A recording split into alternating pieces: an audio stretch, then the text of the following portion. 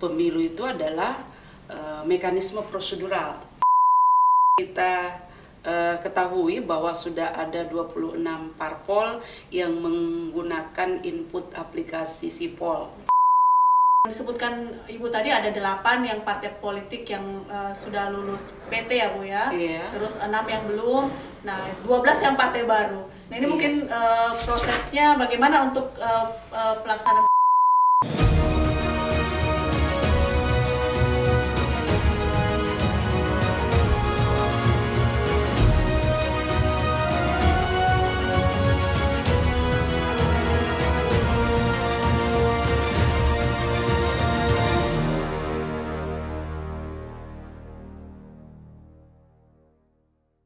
Assalamualaikum warahmatullahi wabarakatuh dan selamat siang Sobat Pemilih dimanapun Anda berada, juga dengan teman YouTube KPU Provinsi Sulawesi Tengah. Apa kabarnya hari ini? Semoga hari ini kita selalu sehat walafiat, bahagia dan sentosa. Baik teman pemilih dimanapun Anda berada, saat ini kita sudah sampai pada episode kelima RPP Podcast KPU Sulteng. Yeay! Hari ini sudah episode kelima, tidak terasa setiap tahapan. Semoga podcast ini nanti bisa memberikan pendidikan politik ataupun pendidikan bagi pemilih di KPU Sulteng pada khususnya dan seluruh masyarakat Indonesia serta teman pemilih YouTube yang lagi nonton. Nah, alhamdulillah hari ini kita kedatangan tamu yang sangat spesial, sangat istimewa. Kita kedatangan salah satu sosok perempuan yang sangat luar biasa. Beliau adalah Ketua KPU Provinsi Sulawesi Tengah. Yeay! Beliau Ibu Dr. Misbah. Assalamualaikum Bu. Waalaikumsalam warahmatullahi wabarakatuh. Sebelumnya kami mengucapkan selamat atas terpilihnya Ibu Misbah menjadi Ketua KPU Provinsi Sulawesi Tengah.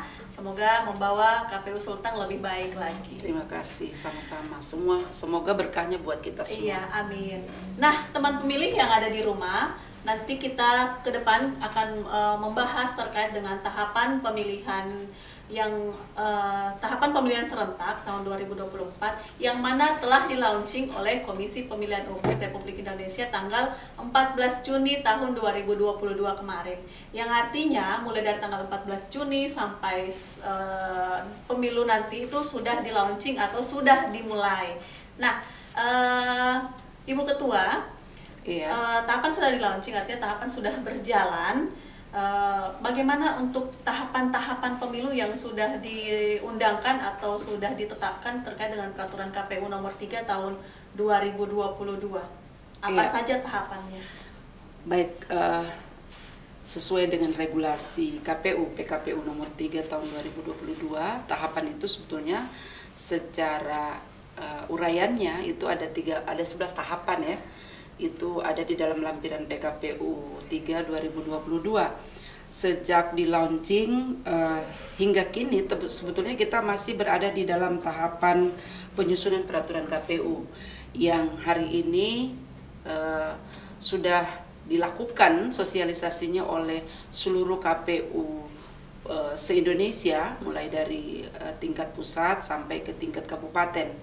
Pentingnya kita menyampaikan bahwa tahapan sekarang yang kita hadapi adalah terkait dengan penyusunan regulasi di level kelembagaan KPU itu sebagai satu bentuk informasi bahwa seluruh tahapan yang akan dilakukan oleh Komisi Pemilihan Umum dalam Pemilu Serentak 2022 itu nanti akan di backup oleh peraturan KPU atau regulasi KPU yang tentu disesuaikan dengan masing-masing tahapan dan kegiatan yang dilaksanakan di internal KPU, tentu yang nanti melibatkan stakeholder terkait dengan pelaksanaan pemilu serentak 2024. Saya kira itu yang penting kita harus sampaikan, bahwa sampai saat ini kita sudah berada di tahapan penyusunan regulasi pemilu serentak 2024. Saya kira itu yang saya perlu sampaikan. Jadi dari 11 tahapan yang sudah dijelaskan tadi, iya. Kita sudah masuk di tahapan penyusunan regulasi ya Bu? Iya. Oke. penting juga sih sebenarnya Bu ya mensosialisasikan tahapan ini kepada masyarakat biar Iya. masyarakat tahu ya Bu ya. Saya kira itu penting sekali. Kalau KPU Sulteng sendiri sudah mensosialisasikan Saya tahapan kira ini? beberapa kali momen kegiatan yang kita laksanakan di Divisi Parmas dan Mas itu sudah melakukan sosialisasi sejak launching tahapan itu sudah banyak dilakukan sosialisasi dengan tema-tema yang merujuk kepada peluncuran tahapan pemilu serentak 2024 dan sampai pada tahap bagaimana tahapan itu dijalankan terkait dengan tupoksi yang ada masing-masing di Komisi Pemilihan Umum, kelembagaan Komisi Pemilihan Umum. Saya kira itu sudah disosialisasikan banyak sekali, termasuk dengan melibatkan berbagai stakeholder. Saya kira itu, sementara itu. Jadi karena merasa penting ya Bu ya untuk Iya, itu mensosialisasikan, penting makanya dari berbagai kegiatan diselip-selip terkait Iya, dengan iya, bagaimana iya. mensosialisasikan tahapan ini, bukan hanya stakeholder, kepada masyarakat juga tentunya. Iya, iya. Jadi masyarakat juga turut serta atau bisa berpartisipasi dalam tahapan, misalkan yang seperti Bu sampaikan tadi, kita masih dalam tahapan penyusunan tahapan Iya, penyusunan regulasi. Oh ya, jadi saya perlu sampaikan begini. Jadi pemilu itu secara substansi adalah penerapan prinsip-prinsip demokrasi. Jadi secara substansial pemilu itu adalah bagian atau sarana dari pengejawantahan hak-hak masyarakat sebagai warga negara. Itu substansinya.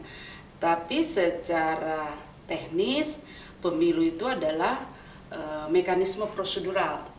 Pada posisi pemilu sebagai mekanisme prosedural, di situ peran KPU sebagai penyelenggara dibutuhkan.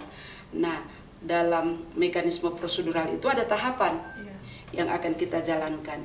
Tentu tahapan ini tidak bisa hanya dilakukan secara sepihak oleh lembaga penyelenggara pemilu dalam hal ini KPU, tetapi harus melibatkan masyarakat di dalamnya, termasuk diantaranya adalah peserta pemilu dalam hal ini partai politik.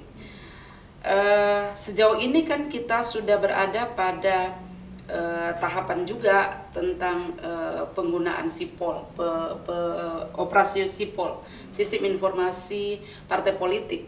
Sejauh ini kan sudah kita ketahui bahwa sudah ada 26 parpol yang menggunakan input aplikasi SIPOL. Ada sekitar 8 partai politik yang menjadi peserta pemilu 2019 dan telah melampaui parliamentary threshold. Kemudian ada sekitar 6 parpol yang juga menjadi peserta pemilu 2019 tapi tidak melampaui parliamentary threshold, dan ada sekitar 12 partai politik yang baru menjadi peserta pemilu. Ini saya kira juga adalah tahapan yang sudah kita lewati dan perlu kita sosialisasikan. Penggunaan atau penginputan data di dalam akun SIPOL itu kan dilakukan oleh partai politik di level pusat dan dikelola oleh sikon yang akun yang ada di akun SIPOL yang ada di KPU pusat. Tetapi kita di level KPU provinsi maupun kabupaten perlu mensosialisasikan itu agar peserta pemilu dalam hal ini partai politik yang ada di level provinsi maupun di level kabupaten itu mengetahui proses yang sudah kita laksanakan sejauh ini. Itu penting sekali untuk disosialisasikan. Makanya bagian dari proses kita melakukan sosialisasi itu menjadi penting, karena seluruh tahapan itu adalah bagian yang harus disosialisasikan oleh penyelenggara pemilu. Saya kira begitu. Nah, tadi kan Ibu sampaikan bahwa dari tahapan yang sudah berjalan itu pertama terkait dengan tahapan penyusunan regulasi, itu sudah sementara berjalan. Terus tahapan yang disampaikan kedua terkait dengan tahapan pendaftaran dan verifikasi partai politik. Jadi teman-teman pemilih di rumah harus ketahui bahwasanya pendaftaran partai politik itu sekarang sejak dulu sih Bu, dari 2019 itu sudah melalui aplikasi yang namanya aplikasi SIPOL, Sistem Informasi Partai Politik, di mana partai politik menggunakan aplikasi ini untuk menginput data-data ke partai politikannya untuk kemudian diverifikasi oleh KPU.